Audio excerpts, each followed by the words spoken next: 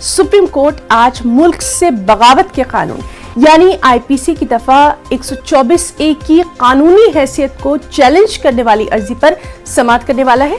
पिछली सुनवाई में अदालत ने मरकज से इस मामले में अपना रुख वाज़ेह करने के लिए कहा था।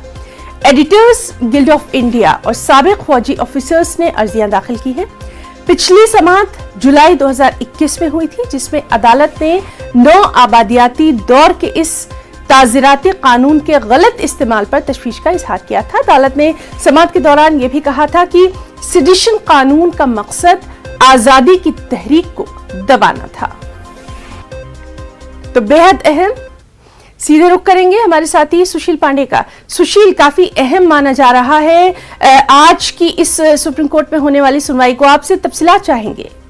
देखिए, मेरा साफ तौर पे अगर देशद्रोह के एक्ट को जो चैलेंज किया गया है फिलहाल सुप्रीम कोर्ट पे, उस पर सुप्रीम कोर्ट आज अहम सुनवाई करेगा। हालांकि सुप्रीम कोर्ट ने पिछली सुनवाई के दौरान कई अहम टिप्पणियां की थी। हालांकि इन तमाम टिप्पणियों में सुप्रीम कोर्ट ने कहा था कि अंग्रेजों के समय का चलाया हुआ कानून है जो फिलहाल इसको गलत तरीके से प्रयोग किया जा रहा है, और ये कानून एक फिलहाल आरी की तरह है जो फिलहाल ऐसा माना जाता है कि जंगल में एक पेड़ को काटने के बजाय पूरे जंगल को काट देना चाहिए। बहरहाल केंद्र सरकार से इस पूरे मामले में उनका रुख मांगा गया था जवाब।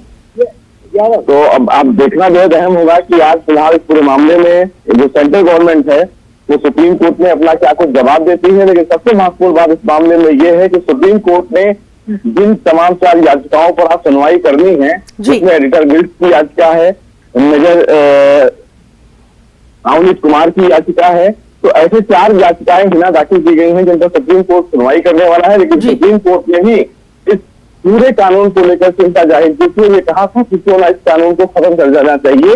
अब केंद्र सरकार का आज जब इस पूरे मामले पर सुनवाई हो रही है तो क्या रुख होगा ये देखना बेहद अहम होगा। जी सुशील, तो लगातार बेहद अहम खबर पर हम आपसे लगातार अपडेट लेते रहेंगे। बहुत बहुत शुक्रिया आपका तमाम तर तफसीलात के लिए।